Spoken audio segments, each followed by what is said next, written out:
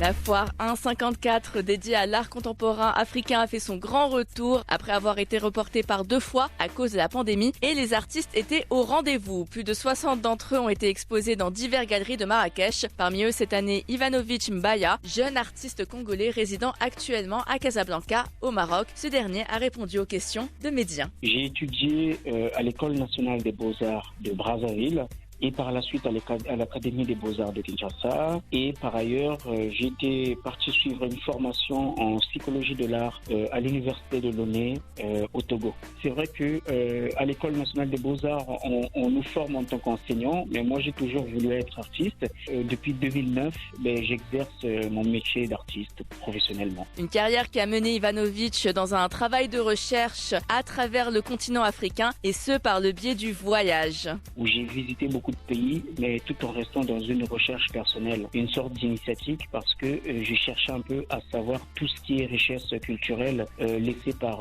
nos ancêtres autour de l'Afrique de l'Ouest. Donc je voulais un peu comprendre la tradition africaine, la culture africaine, tous les archives laissées, notamment dans les musées en Europe. Des voyages qui l'ont ensuite mené vers le Maroc, pays où il réside depuis 2015. Et d'ailleurs le Maroc, c'est par ailleurs aussi par choix, parce que je cherchais un pays où il y avait assez de festivals, assez de galeries d'art, où je pouvais facilement montrer mon travail. D'où le choix en fin 2015, je suis venu au Maroc.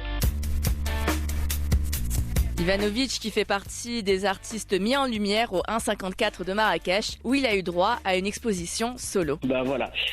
Actuellement, je suis représenté au Maroc par la CDA Galerie de Brahim Retnani et du coup c'est parti d'un feeling de 2 personnes en fait qui ont une vision commune et ils s'intéressent beaucoup à l'Afrique et moi aussi. Donc le jour où je lui ai parlé de ce projet-là Ratabantou qui est un village et un peuple, voilà ce travail qui parle de la rencontre de l'autre, de la découverte de la culture de l'autre. Et après un vernissage à Casablanca, Brahim a voulu prendre ce projet et le ramener à Marrakech pendant la 1,54. Donc c'est lui qui l'a présenté pendant la foire de la 1,54 à Marrakech.